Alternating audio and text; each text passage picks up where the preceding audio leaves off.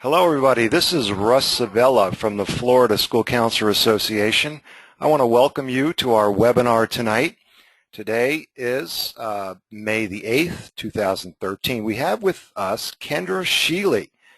Miss Shealey is a native of Jacksonville, Florida. She's a graduate of Webster University. She earned her master's degree in mental health counseling with a concentration on guidance and counseling. She's worked with the Duval County Public Schools for the past 8 years and is a school counselor at Lakeshore Middle School. She's going to be talking to us today about packaging your school counseling program. Tonight's webinar is being recorded, and so you'll be able to see that later. Kendra, if you can actually turn your speakers down so we don't get any feedback, that'd be great. I'm going to be monitoring your questions in the questions portion of the webinar platform, and so every about 10 minutes or so I'll kind of squeeze in to see if we have any questions, and Kendra, you can help answer questions. All right, Kendra, you're on. Okay, thank you so much, Dr. Sabella. I want to thank everyone for your patience. I do apologize for the technical difficulties, but we will manage to get through. I want to thank you for joining me this evening for the Packaging Your School Counseling Program webinar. I am your presenter, Kendra Shealy, and I believe Dr. Sabella has gone through the majority of the housekeeping items. We are going to be just shy of an hour, but I will leave time for question and answer. There is an instant chat feature for any questions or comments that you may have. And just a quick overview of the webinar. This presentation was originally designed for the Duval County Public School guidance counselors. I was asked to share some of the tools that I use on a day-to-day basis that help keep me organized. The counselors or my colleagues in my district saw great benefit, and I'm sure that you will find benefit as well. The presentation will include also developing a comprehensive counseling program. So it's organizing a comprehensive counseling program as well as organizing your day-to-day counseling activities, and just talking with you about aligning the program with the ASCA national model. And so it doesn't matter if you are an elementary, middle, or high school counselor, or a novice counselor, tenured counselor, you should benefit. And I would also like to encourage you to go back to this webinar next week when it's made available to you, and share it with your guidance staff as well as any administrators that are assigned to work closely with your department. And this is also beneficial for counselors in training or graduate students. So let's talk a little bit about why organize. Number one, the comprehensive counseling program promotes consistency across schools, districts, and states. The ASCA national model, it outlines or provides a guideline for us to make sure that the things that we're doing in Florida mirrors the things that could be done with counselors through their programs all the way out in California. So it's nice to know that there is some form of consistency across our country and districts and states. Also, we know that comprehensive counseling programs benefit students because there are research-based practices that we are using. And also, comprehensive counseling programs, when structured and counselors are given time and resources, it assists with developing a positive and safe learning environment. So it's just beneficial for students to organize a comprehensive counseling program. Now, our day-to-day counseling activities, of course, we know that as counselors, we can be called at a moment's notice. We have to be flexible, and we have to be ready. It does not take away from the fact that we have lots of paperwork that we have to do, as well as making sure that we're spending at least 80% of our time in direct services to students. So being organized helps us to reduce stress, and it helps us to better manage our time, which increases our productivity, and also it helps to promote better quality of work, which all in all will help us with our job satisfaction. But one of the most important reasons for being organized is that it allows us to have better informed discussions with administration, teachers, and parents, as well as other stakeholders. And just a little bit of an overview about the American School Counselor Association. They are the governing body for all school counselors nationwide, and they sought to standardize the guidance practices that's used. And they did that through the ASCA national model. And the model focuses on comprehensive services to all students, and it promotes high achievement for all students as well. So it places guidance counselors at the heart of student achievement, and it took our work or our services from being just optional supplemental services to an integral part of the education system. And if you look on your screen, you will see that I have listed these steps to program development. This is as it is outlined by the ASCA national model, beginning with planning and going all the way down to monitoring student progress. And if you notice there that I have highlighted working the school counseling program, which is management and also monitoring progress of your program and monitoring student progress, they're all highlighted because I'm going to focus mostly on those components. We'll go through each of these areas, but the focus and the tools that I will be sharing with you all will mainly come from these items. So let's go ahead and get started. And I'm not sure how to get this box down a little bit. It's kind of blocking my way here. But let's go through planning. Now, I put planning district or school level because it can apply to either district level or school level when you're in the planning phase. And the reason why I'm going through this is because I've noticed that there has been a surge of charter schools that are being developed in the state of Florida. And with that said, these new schools are now incorporating guidance services. So they're hiring guidance counselors. So if you're in one of those charter schools and you're just starting, this will be great for you.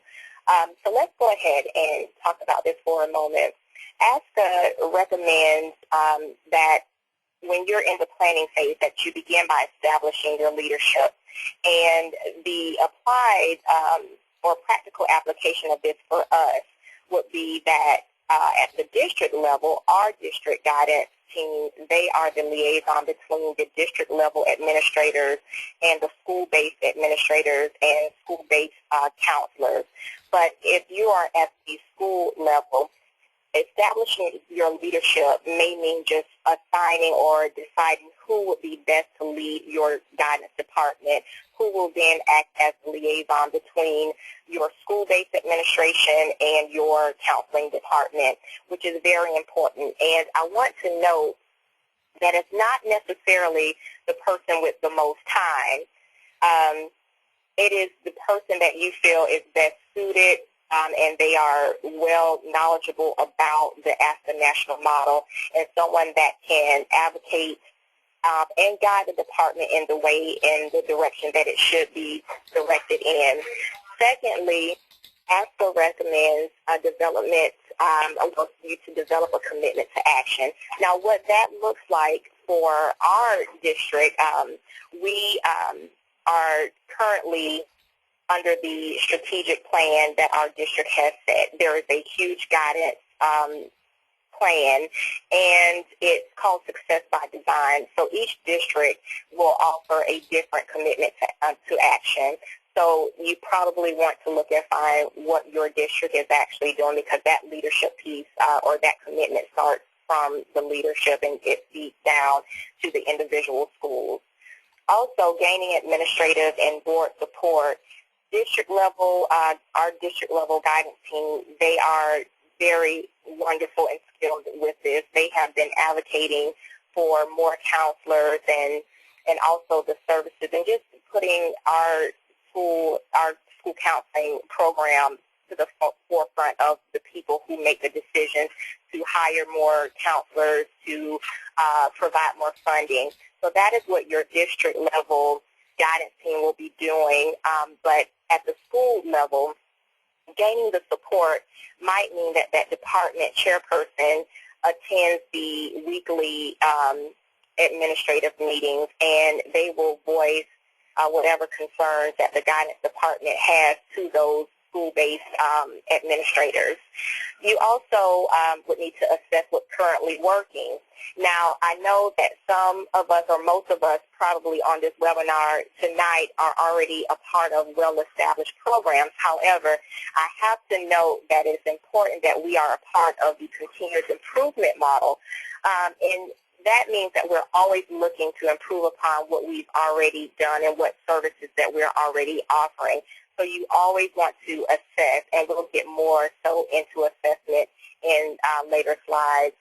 ASCA also recommends to identify changes and additions between your current program and the ASCA national model. So you're going to be reviewing data and noting areas for improvement so that, again, you're continuously providing more services. You're using data to really identify the students that are in the greatest need. Okay, so let's move on to building the foundation. After the planning phase, you're going into building the foundation. ASCA recommends that you analyze school and student data. Now, for Duval County, we usually come back to school from the summer, our summer vacation, about a week before students. However, most of us, we are in and out through the entire summer. If you don't get a chance or an opportunity to go and look at your student data ahead of time, you need to do that within the first few weeks of school, because you want to start setting up your services. You want to start identifying your areas that you want to focus on, and you're going to set goals for the department and individualized goals as well. Identifying your current strengths and areas for improvement, as well as discussing beliefs about student learning, those are very, very important, both as an individual counselor, but also as the guidance department. You need to discuss as a department what counseling strengths you have as a department and what areas that we or you would need to improve upon.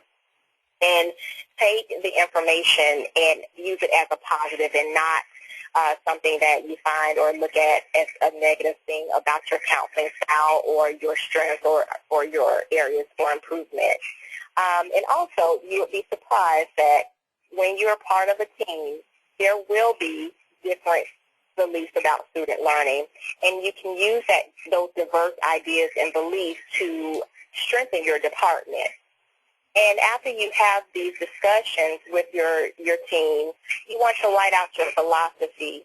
Okay, come up with a shared philosophy, shared mission, shared vision for your department. And you want to make sure it is in alignment with, number one, what your district, okay, your district's mission or vision or philosophy about students, about learning, and about what we are called to do, as well as your school. Your particular school will have a mission, a vision, and so your counseling department needs to be in alignment with those as well. And determining program priorities. This is important. We just stated, or we just spoke about, just discussing the strengths and areas for improvement. As you start to determine the program priorities, you're basing that off of the data that you've reviewed. And I didn't go into detail about the data, but you want to make sure that you disaggregate your data very carefully. You want to make sure that you're looking at grade level, at subgroups that could be different races, it could be different socioeconomic statuses, different things of that nature, genders and what have you. So you're going to be determining what your program's focus is going to be for that upcoming school year, okay? And you're going to assign standards and competencies to grade levels. And so it just depends on your team. Some people feel most comfortable in their areas where they feel strong.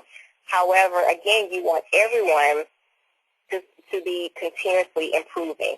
So if you have someone that may be really strong with delivering classroom guidance and someone not so much, you want to give that person who needs to grow in that area an opportunity. So don't just shut someone out of an opportunity to do that. So as you're assigning grade levels and you're determining who is going to do what with what group of students, make sure you're keeping in mind that everyone has some needs and areas of improvement. And I have just put up an old ippy-dippy. In Duval County, we use that term affectionately, but it stands for Individual Professional Development Plan. So as you're coming up with your department goals and plans based on data and the services or activities that you are going to provide for students, you want to also begin looking at your personal growth and what you want to offer and what area you would like to work in specifically.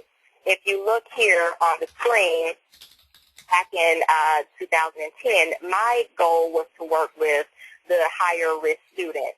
We have a program in Duval County called Standards-Based Promotion, and it's a dropout prevention program that allows students that have been retained multiple times with an opportunity to earn a mid-year promotion. It's a very rigorous program. They are essentially handling 2 grade levels worth of work at one time. I chose that as my area of focus because I wanted to work with this group of students and I wanted to challenge myself. Your personal goals, you want to give yourself a challenge, but you have to meet a need that has to be present. So along with your departmental goals and things of that nature, you want to have an individual goal that you're working towards as well. So once you establish your foundation, you're going to now go into designing your delivery system. Now, ASCA recommends that you determine time allotments for each component or each area that you chose to work in.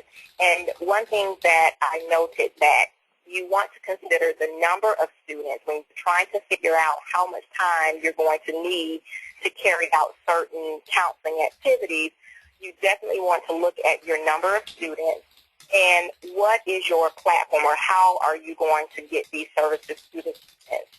For example, when I'm going through classrooms at the beginning of school and I'm going through promotion and retention through the classroom, I use my social studies class because it's a core subject. However, the teachers there, some of the teachers there are really talking with students and working with careers and things of that nature. It's infused in our academic curriculum. So it's kind of appropriate for me to use those classes, and all of our students are scheduled into social studies. So I know that I will get all of the students that I'm assigned to if I use the history classes. So I think about how many students I am trying to deliver a service to and how am I going to deliver that. And then that's how I come up with my time allotments for whatever counseling activities. ASCA also recommends that you develop action plans. Well, I will show you in just a second a sample of a guidance curriculum action plan. And again, all of your goals, everything is driven by data. And that is one thing that the national model emphasizes, is that we use data. And I know for some counselors, especially counselors that have been counseling for quite some time, it's kind of a chore to kind of change or let me just say, just change the way you do things. Sometimes counselors do things that they like to do because they're comfortable with doing those types of activities. However, you need to focus on making sure that the data supports the counseling activity that you're doing. And that's a big, big thing, especially in Duval County. Okay. Also, ASCA recommends that you identify the curriculum that you're going to use. And I put here that you always want to use research-based curriculum because as the research states, there's results. You have results that have been proven. You don't want to just be kind of using your students, as an experiment. I wonder if this is a good curriculum. Let me try it. You want to use research-based curriculum. And also, you want to determine the data that will be collected. And you have to ask yourself, what data will show how effective the counseling activity was? How did it impact students? Did it impact them at all? Did it help? Did it hurt? You want to make sure that your data is going to be able to support, basically what you did. Also, the delivery system, ASCA recommends to decide which counselors will perform which activities. We've already discussed that. When you are deciding who is going to be assigned to what students and what counseling activities, different schools assign counselors different ways. We have 3 counselors, and I am on the middle school level, so there's 3 different grade levels, and so each one of us, we take a grade level, and we just pull the data for our particular grade level and then determine what counseling activities we're going to do. And rallying administrative support is highly recommended by ASCA, and I put the practical application is to always include administrators whenever possible. If they're not able to assist with it, then meet with your administrator to discuss what counseling activity you're going to be doing with what group of students, what are your goals for the students, and what are your expected outcomes. Your administrators will buy into your program when they see that you are including them, and also when they see the impact that it's going to have on students. And here you will see a copy of the Guidance Curriculum Action Plan that we use this year. Now, again, this is just a guideline. Of course, as data change, because you will be pulling data on a regular basis, for example, looking at 7th grade here, which is my grade level, I have bullying, I have student success skills, and I have promotion retention. So as I looked over the attendance data and the discipline data, I came up with these, but during the course of the year, I saw that there was a pocket or a group of students that I definitely needed to provide a counseling activity or intervention for. So even though it's not listed here, it was done. Okay? And so you want to keep in mind that this is a guideline, and also when you're doing your results report, you will use all of the data from all of the activities or the main activities, because you will be putting a lot on that report if you use it all. Okay, this is a copy of the Closing the Gap Action Plan, and it's recommended that at least one goal is set. We focused on one goal per grade level. So here we actually did 3 Closing the Gap action plans. And all of this is, if you note here, or you can see where I'm pointing to on the screen, you can get this form from ASCA. It's a free download. Okay, and moving on to the management portion of your counseling program. As you're organizing your program, well, once you finish with the planning and the building the foundations and designing your delivery system, it's time to move into management, your day-to-day activities.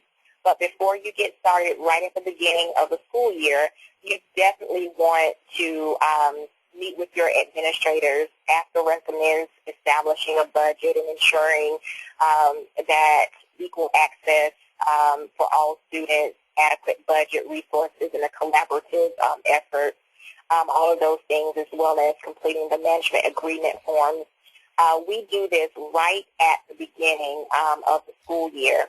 And I put on the practical application that when you're having this meeting with your administrators, you definitely want to have all of your data in front of you, all of your planned activities, everything that you put on your curriculum action plans, your closing the gap, because administrators, when you talk budget, they start to squirm in their seat a little bit. But if you show them what you're planning and how, and again, your expected outcomes, how will this help the student? How will it help? They will always pay attention to that. So make sure that when you're having this meeting that you have everything in place. And here is a copy, and I know the screen is kind of blurry here, but this was the clearest I could get it. But this is what the counselor administrative agreement looks like. And again, this is another form for ASCA, from ASCA. If you look here, you will see that there is a part at the top that says actual use. And that is just the recommended time frame, so that when you're sitting down with your administrators, they can actually see what's recommended, okay? Sometimes, and I've heard a lot of stories out there as I've spoken with, my colleagues, there are some administrators that will be respectful of that recommended time, and then there are some that won't. But again, the tools that we're going to be discussing as we get a little further along will help you to have conversations with your administrators. But right in the beginning of the school year, there it is, right there for the administrators. So during that meeting, you may want to say, okay, last year, Principal X, Y, or Z, we spent most of our time in testing or system support, and this is what's recommended for system support. So you can show it to them.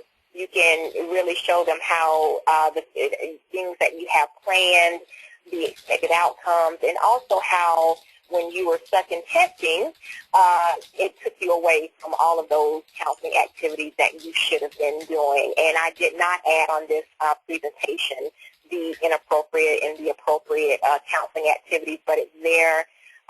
You can just go to the ASCA website. It's all there for you, okay? And during our first meeting of the school year, this is just the meeting minutes from that. And I know it's kind of blurry, and right now, because we started a little bit late, I'm trying to move through the presentation, but this presentation will be made available for you next week. Hey, Kendra. Kendra? We talked about the things that, we wanted to do for the upcoming year. Talked about things because that opens the door to asking for additional funds. Kendra, there's a few questions. So the first question is, do you have any recommendations as to where I find a list of suggested research-based programs to use for various issues?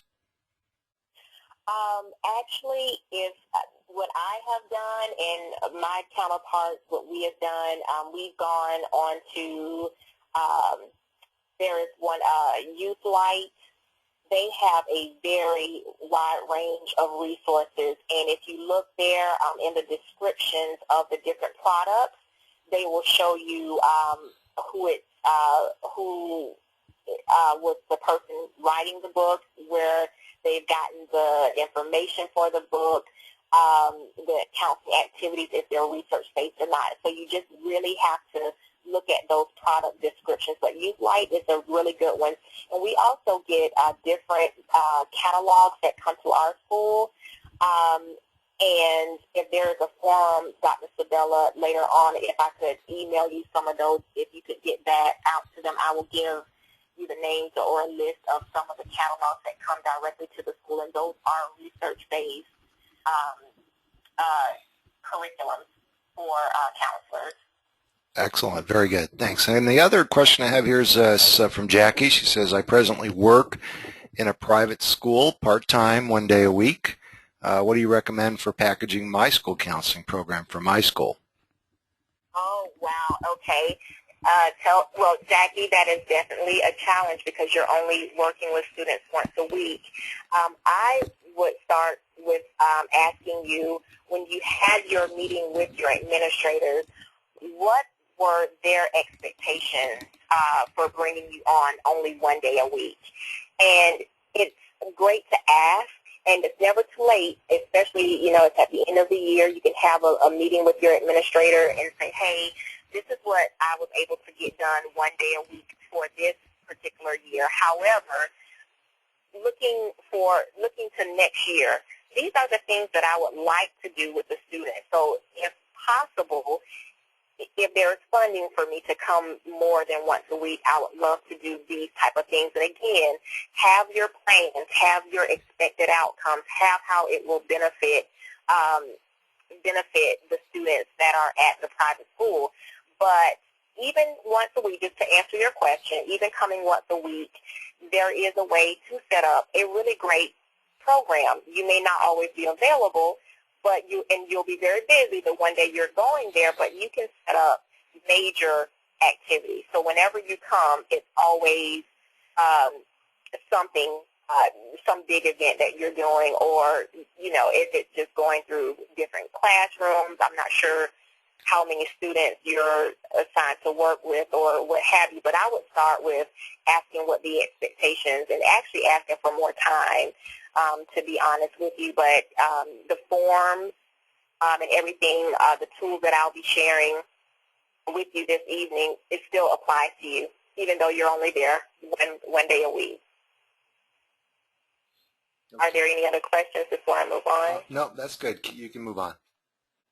Okay, all righty. So moving on to part 2 of the management. Again, this is the day-to-day, and we're going to start getting into the calendars and all of those tools that's going to help you with keeping yourself a little bit more organized.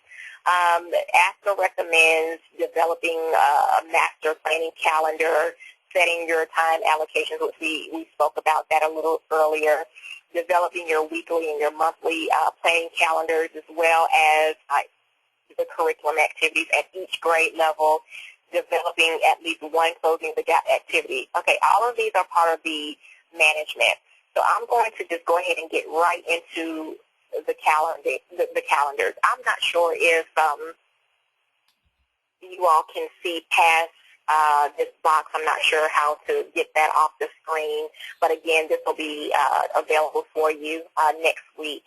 But this is a sample of the monthly/yearly calendar, and I put monthly/yearly because what we did this year, as you see, August, that's the first month of our school year, and it's only like a week. We're only in school a week for August. What we did, we took each month and we went down and we started planning the activities. And if you notice at the top, you will see the different domains that we work under: guidance, curriculum, individual student planning, so forth and so on. And you will see some of those activities or counseling activities that you might see, like checking credits, transcribing student records, and we also attach the standard that's associated with those particular counseling activities. And we did that from August all the way through June. So we have a calendar, and again, of course, we know that nothing is engraved in stone. We have to be flexible, and but the point is to get it all out there on the calendar and then start making your way through those lists of things to do. If you see here with the weekly calendar, I didn't put anything on here, but this is what my weekly calendar looks like. And what I do here, I fill in everything that I'm going to do for those hours. I even include my lunch time and everything. Everything goes on here. And this is emailed to administrators, and it's also emailed to my 7th grade team of teachers, so that they will know exactly what I'm doing, what my focus is for the week. And also it helps with organization again, because if they have a student that needs to come and see me, but if I'm in another classroom, I won't be able to see, that student. So they will know, okay, wait a minute, Ms. Shealy, for this week, she's in classroom. So, okay, unless it's a crisis situation, they will not interrupt me for anything. So this is very useful. And as far as administrators, it's great for you to email this to them because they always know what your direction is. And sometimes administrators, they might have to reschedule a meeting, but if they know what you're doing, and they're discussing it in their weekly admin meetings, they're discussing their guidance department, what they're doing, what they would like to see, what they're seeing that's great, all of those things. So you want to make sure that you're emailing not just to the teachers but to administration, and again, that's advocacy. That lets them know exactly what you're doing, okay, and what the services that you're offering. Now, this next form is the guidance referral form. Not pretty, but it is very functional. Teachers, what I did with this form, I saved it to our shared drive, and for the different districts out there, your school should have a shared drive where everyone in the school can share documents. Well, all of our guidance forms that we use that's applicable for teachers have been loaded and saved to that file. So if a teacher needs to refer a student, we don't like them coming up in the hallway and say, hey, I need you to see Carolyn. She was not with it today in class. We don't like the in-passing guidance referral. We wanted something a little more concrete. So, and for, documentation so that we can keep track of who we've seen, and when we're going back following up, we'll know exactly who sent us what and what have you. So this form is saved for the teachers. They can fill it out. They can complete it online, and they can email it to us. It's very, very good. Or they can print it off, fill it out, and stick it in our mailbox. So this is pretty good. And it also lists at the bottom, please list any accommodations, modifications, or interventions that have been tried concerning this student. This was added because sometimes teachers, they just want a student out of their classroom at the time, and they'll just say, go to guidance, or, you're not, something's going on, go to guidance. And we have no clue. So they need to send, this referral form before sending a student. Now, if it's crisis, of course, they're not going to do that. They're going to send the student on, and they've been say no to do that. Okay. All right, so Kendra, we've got a couple more questions and about 15 minutes left. This one comes from April. She says, Kendra, in reference to the calendars, what is your policy on having an open door policy? In grad school, we were told that keeping a schedule is more important than open door. However, in practice, I find most administrators find open doors off-putting. Actually, I love open door. I mean, just because we have the calendars, and that's why I kind of gave the disclaimer ahead of time, nothing is engraved in stone. You set your focus. So if this week, if you're planning to work with, I just drew a blank, but if you have a focus for that week, that's fine. You put it on the calendar. However, you always infuse walk-in time. We always do that, especially at the beginning. We saw patterns where right in the morning, we saw a lot of agencies coming in, we saw a lot of parents coming in, and we saw a lot of students. So that first part of the morning is truly walk-in. Also, responding to emails, things of that nature. But after that, of course, they can always walk in if it's crisis, but if not, I'm going to show you a form that we have them to fill out. But, yes, open door is great, but sometimes if it's not a crisis and you're in the middle of something, working with another student, or you're in classrooms, they won't interrupt us for that. They let us kind of do what we're doing. Okay, and one other question. This comes from Caitlin, who's a high school counselor who's doing a lot of testing right now. She says, Oh, yes. when having the conversation about allocation of time, what suggestions might we give for administrators to still be able to meet the state testing requirements but allow us the time to focus on counseling responsibilities? Well, as legislation has changed, and let me just say this, I'm not sure what district she's in, but I know in Duval County, administrators, beginning with last summer, they were and they do know the rules with testing and counselors.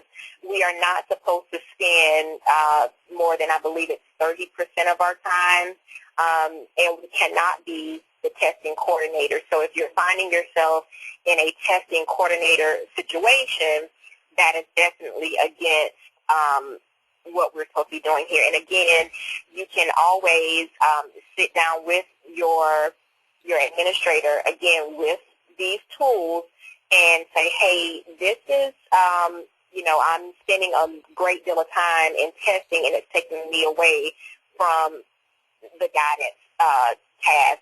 And there is a list of inappropriate and appropriate counseling activities. You can always go back to that.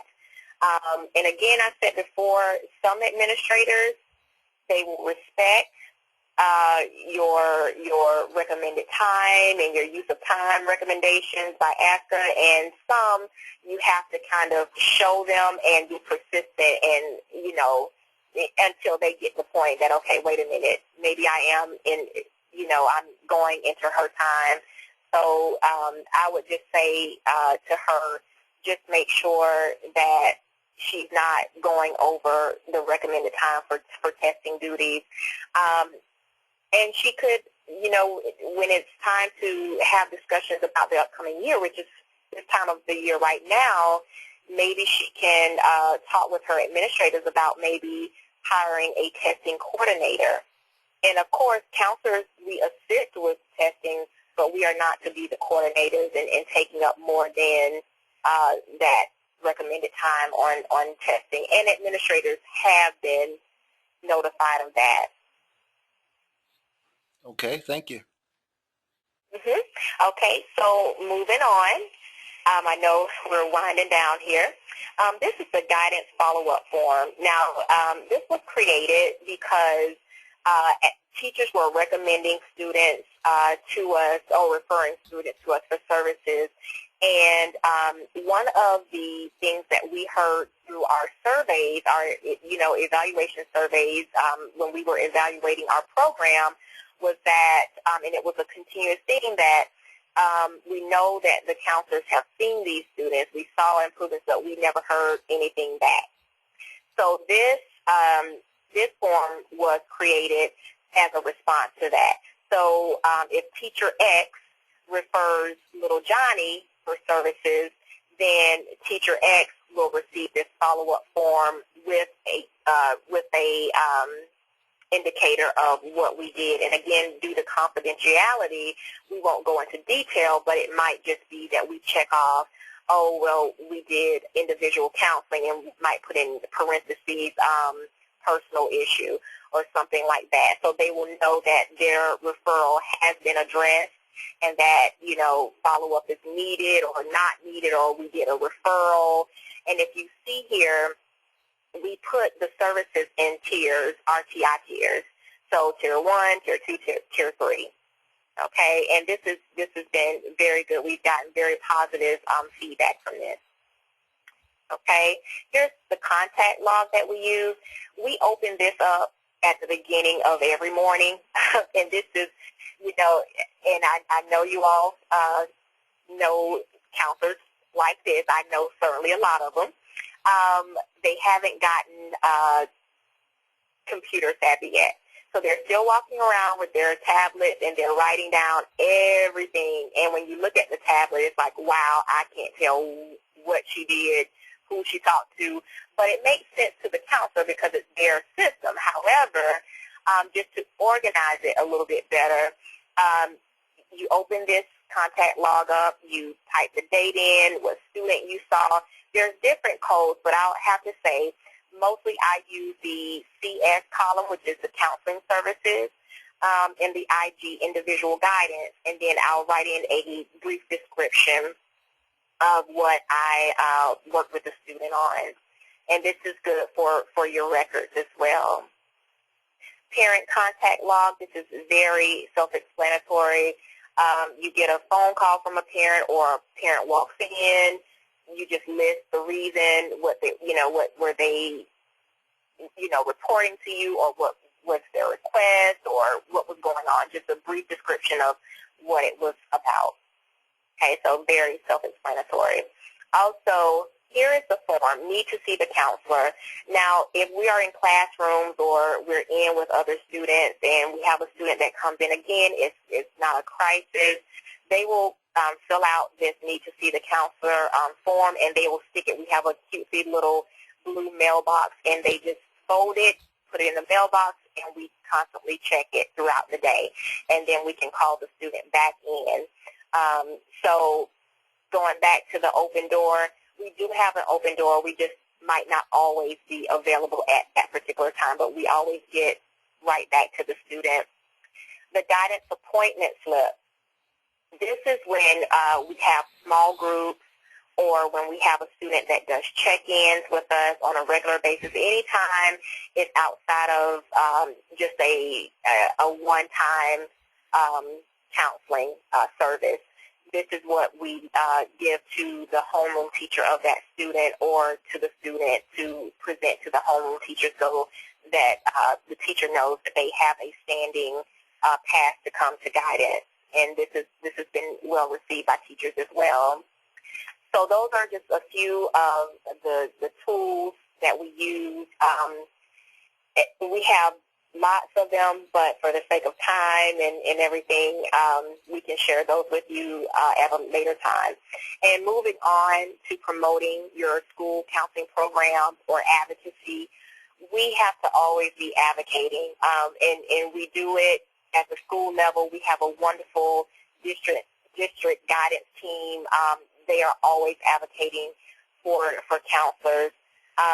And one good way of advocating and communicating what your services are, brochures, counselor blogs, newsletters, all of that.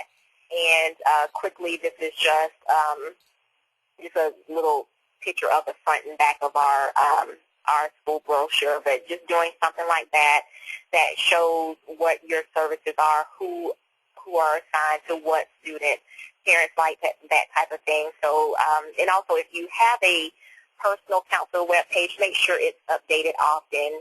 We update ours, or try to update them at least once a week. We kind of got off track with FCAT testing and everything, but for the most part, every Monday we're updating our web pages. And now on to accountability. This is big, and I'm going to go through this pretty fast because I know I'm probably down to the last few minutes. But right now in our nation, we've had a lot of tragic incidents. And so policy makers are looking to guidance counselors. They are looking to us in a big way now. So we are going to be held to even higher accountability measures. So you want to make sure that your data is supporting what you're doing with children. This is a copy a copy of the school results report. This is what you do after you have provided a counseling activity, and you have to take an honest look at it. Did it help the student? Did your counseling activity help? Did it not help? What are the implications of the activity that you provided? And again, we're always needing to improve. We should always be looking to get better. And this is monitoring students' progress, and it's pretty much the same. Now, if you see here on the screen, and I know I'm moving fast, I do apologize, the results now, accountability binder, what I did was I created a little binder to put all of my forms and things as I fill them up. I just put them in the binder. And if you see here, tab 1 is the foundation, tab 2, calendars, tab 3, communication, 4, meetings, 5, data, 6, planning and preparation, 7, professional development. Now this, I'm not sure what districts you all represent, but with our district, our evaluation or our measurement, I kind of created this binder so that I could personally know that I am on track for high performing or whatever, just making sure that I am up to par with what I'm doing for students. And so this accountability binder helps me to do that. And it's wonderful when you are having conversations with administrators, because when they have questions about, oh, okay, what are you working on? You go to tab 5 to your data. You pull your most recent discipline. Okay, I created this small group of boys, all of the boys that had 8 or more, just class 2 discipline referrals. Okay, so it gives you a way to have a better, more informed conversation. Then your results, you pull out your results will go in tab 5 as well. Your tab 6, that's your small group. You will put all of your planning and all of that in tab 6. Your calendars go in tab 2. So this binder is aligned with our evaluation measurement. And, oh, wow, what happened to the pictures? Okay. I'm not seeing the pictures there. I do apologize. Maybe they're loading or something. I'm not sure. But it was just pictures of what the actual binder looked like in each of these tabs, and just some of the forms that I didn't show you through the presentation. And again, I can definitely forward the pictures to you. And just remember that organizing your counseling program and even organizing your day-to-day counseling activities is a process. So you want to start slowly, celebrate all of your accomplishments. If you begin using your guidance contact log and you were one of the counselors that used a little tablet to write down, everything, but now you've moved to the guidance contact log, celebrate that. And always look to expand your leadership. Don't think that leadership for guidance is just guidance counselors. It can be teachers. It can be, community leaders. That's why we have the Advocacy Council. So make sure that you're always looking to expand your leadership. That is how your program will get better. And also anticipate challenges and brainstorm resolutions. You have to know that through any process, it's not going to be perfect, but look for ways to resolve any problems that may arise. Okay. Yes, I know we're getting actually we are at the end, and we're probably going to get kicked off here in just about a minute. So let me thank Kendra Shealy. Ms. Shealy, thank you so much for sharing that knowledge. We are going to put up a replay of the video as soon as possible and include this PowerPoint and any other resources that you share with us. So again, this is Kendra Shealy from Jacksonville, Florida. This webinar was brought to you by the Florida School Counselor Association. I want to thank everybody for joining us tonight. This is Russ Sabella. I'm president of the Florida School Counselor Association. Please go to our website, fla-schoolcounselor.org, and look at all the other wonderful tools and resources and upcoming professional development for Florida school counselors. Thank you again, Ms. Shealy.